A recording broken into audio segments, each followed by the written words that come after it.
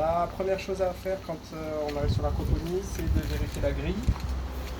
Donc il y a une petite grille à tapoter pour enlever la plupart des petites racines qui sont bloquées. On peut le faire à la main, voilà. On nettoie grossièrement. S'il y a vraiment trop de saleté, on le plonge dans le réservoir devant à côté de la serre pour l'agiter. Je vous montre ça juste après. Et on enlève cette grille là aussi.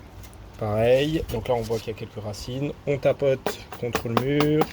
Ça enlève une partie. Et le reste, une fois que c'est un peu décollé, on enlève à la main. Pour remettre, on plie en deux. Et on met autour du tuyau d'évacuation. Et celui-là, on le remettra dedans, dans le trou.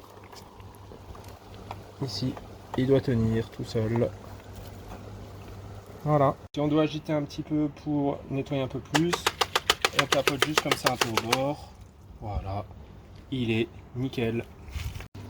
Deuxième chose à vérifier, c'est que ça coule bien à ce niveau-là. Normalement, c'est censé couler, le tuyau arrive bien ici.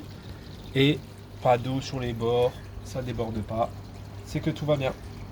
Donc l'autre truc à vérifier, c'est ici, dans le bac, il y a aussi une petite grille. Donc pour ça, j'enlève le morceau de bois. Ici. Et je fais la même chose qu'avec l'autre grille avant. Je nettoie, je tapote. Et là, attention, il faut bien que la grille au-dessus qui soit bien maintenue avec une certaine pression. Sinon, les truites parfois peuvent venir à s'échapper. Du coup, vous trouverez une truitelle morte au sol si vous avez oublié de faire ça. On va vérifier aussi le niveau d'eau. Donc pour ça, on enlève ce morceau de bois. On ouvre le couvercle et là à côté.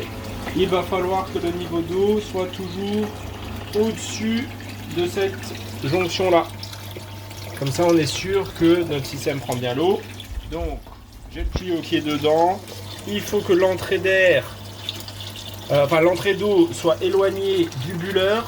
Sinon ça va nous faire rentrer beaucoup d'air dans la pompe et en général ça l'arrête.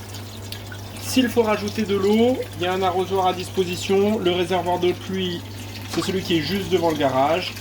Et on peut rajouter, en moyenne quand il fait chaud, entre 1 et 2 arrosoirs par jour, voire vraiment en pleine canicule, 3 arrosoirs dans la journée. Il faut surtout ne jamais dépasser ce tuyau-là qui est le trop plein d'eau.